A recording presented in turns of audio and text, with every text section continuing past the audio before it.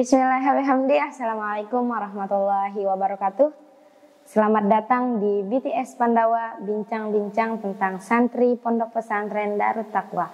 Program terbaru di Pandawa NW Official spesial Ramadan. Bersama saya Khaliza Sofia Zain sebagai host dan bintang tamu kita kali ini Siti Hadijah. Gimana kabarnya hari ini? Alhamdulillah baik. Kalau antum gimana? Alhamdulillah masih bisa bernapas. Siti Hadijah biasa dipanggil apa? Hadijah bisa, Dija bisa, DJ juga bisa. DJ aja ya biar enak. Lebih pendek. DJ alamat mana? Dompu. Dompu. Berarti jauh dari sini ya? Lumayan sih. Kira-kira kalau dari Dompu ke Lombok itu berapa lama waktunya? 1 hari. Itu pakai apa ke sini? Pakai bis. Enggak, Kapal. enggak jalan kaki kan? Mana bisa? Udah berapa lama mondok? Sekitar 7 bulanan kurang atau enggak lebih kan? Kelas berapa sekarang? 1 SMA. Kelas 1 SMA. By the way, what do you think about Pandawa? Menurut saya Pandawa ini berbeda dari pondok pesantren yang lain gitu.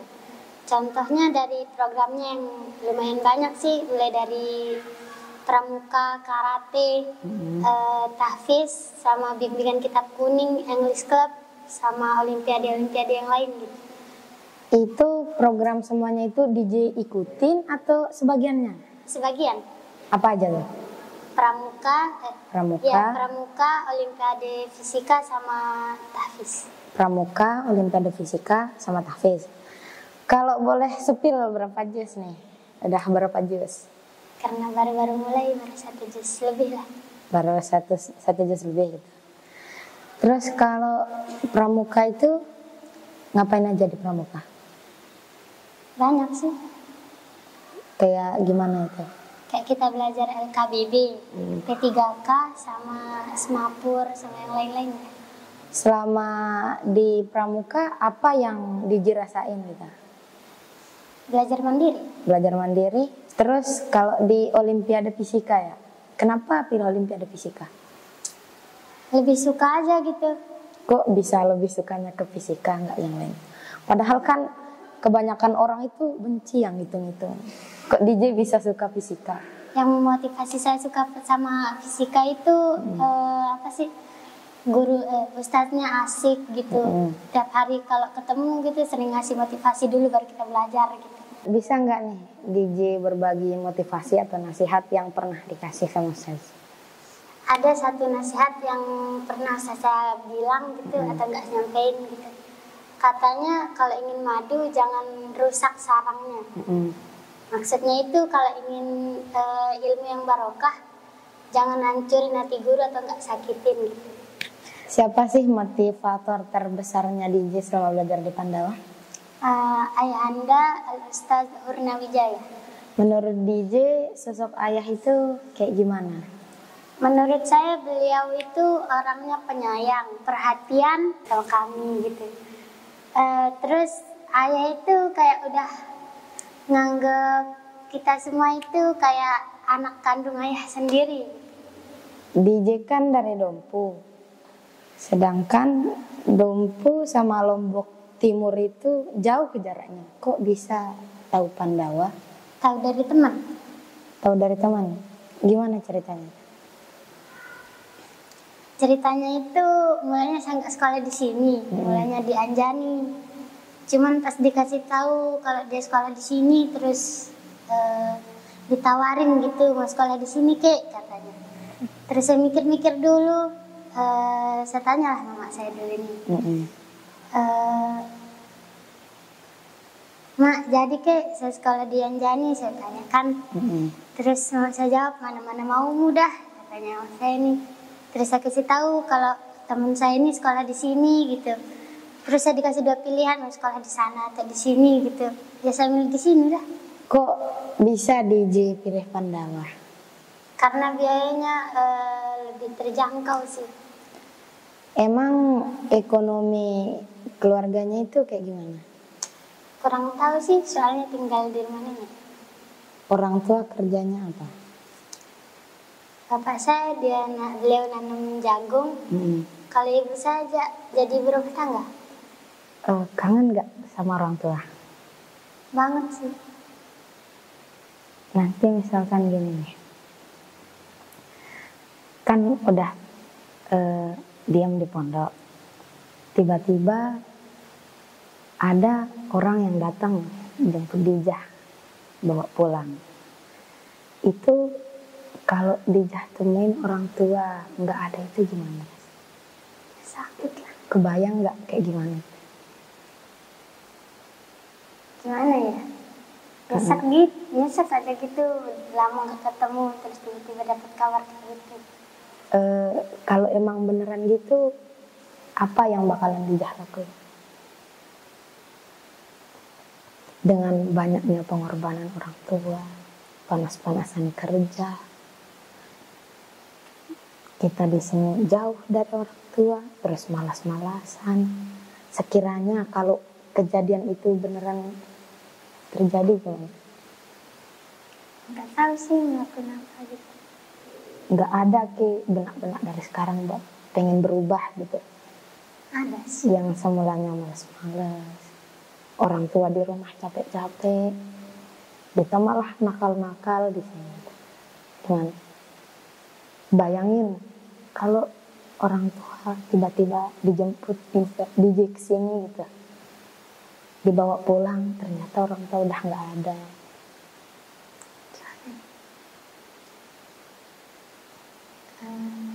Sayang banget sama orang tua. Banget. Terus misalkan kalau jadi gitu, gimana? Gak mau sih. Yang namanya takdir kan kita nggak tahu aja apa takdir kita nanti. Kita nggak tahu kapan datangnya itu. Ya udah, kita di sini doain aja biar panjang umur gitu dari rumah. Bisa nggak Dijah bayangin kalau sekiranya itu benar-benar terjadi? Bisa ngebayangin dulu, ayo bayangin. Gimana ya? Bayangin dulu, bayangin gimana? Nggak bisa dibayangin sih, sakitnya kalau ditinggal gitu. Pasti sakit banget. Orang tua yang udah capek-capek kerja, nggak pernah ketemu, tiba-tiba ketemu udah nggak ada. Tapi kita sebagai anak juga harus sadar, capek-capek orang tua, nggak pernah ketemu, kangen banget. Jarak jauh, nelpon 1 kali 1 bulan, itu pun kali. Kadang-kadang Tiba-tiba datang orang bilang ayo kita pulang. Udah sampai rumah, ternyata udah rame orang kumpul. Diji masuk, terus nemuin orang tua udah nggak ada, nggak bakal bisa balik lagi. Bayangin, ayo.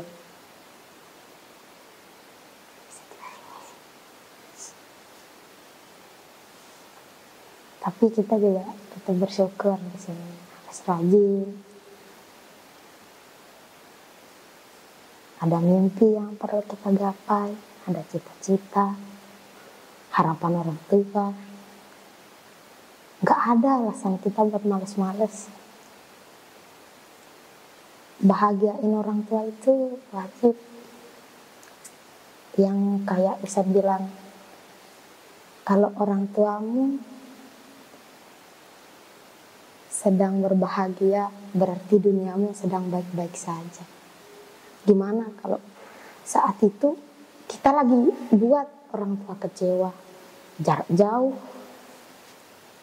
perlu nyebrang 1 malam, tiba-tiba pulang dengan rasa kecewa, nemuin orang tua udah nggak ada.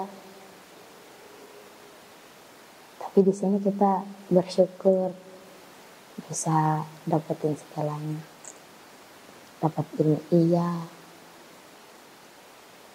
berbuat baik. Iya, banyak hal yang bisa kita lakuin untuk buat orang tua kita bahagia. Ustadz sering bilang, kan keringat, satu tetes keringat orang tuamu adalah hutang yang harus kamu bayar. Pertanyaannya sekarang, udah kita bisa bayar hutang yang kayaknya nggak bisa terhitung? Orang tua tiap hari ke sawah panas-panasan, udah berapa tetes keringat? Sedangkan kita di sini membuang-buang waktu buat belajar. Main-main, nggak pernah belajar, tidur. Itu kan sia-sia rasanya orang tua lahir. Sedangkan orang tua kita di rumah capek-capek nyari kerja di tengah sawah, berkorban demi anaknya yang jauh merantau, demi bisa dapat jajan, beli buku, tenang belajar. Pengorbanan apa lagi yang kurang dari orang tua kita? Kita harus banyak-banyak bersyukur di sini. Orang tua nyuruh kita jauh-jauh merantau bukan karena dia benci, tapi itu salah satu tanda sayang ke kita. Orang tua kita itu gak pernah mereka mau nasib kita kayak mereka, gak pernah kayak gitu. Sayang banget sama orang tua.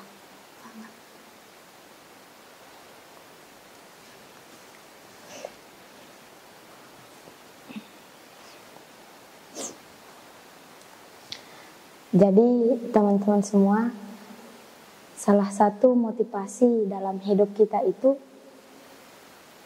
adalah, motivasi yang paling utama adalah orang tua. Bukan pacar, bukan orang lain, bukan inilah itulah. Motivasi terbesar yang ada pada diri kita itu hanya orang tua.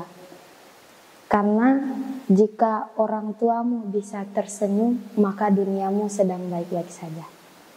Terima kasih untuk Siti Hadijah telah meluangkan waktunya. Kami pamit undur diri. Sekian, Assalamualaikum warahmatullahi wabarakatuh.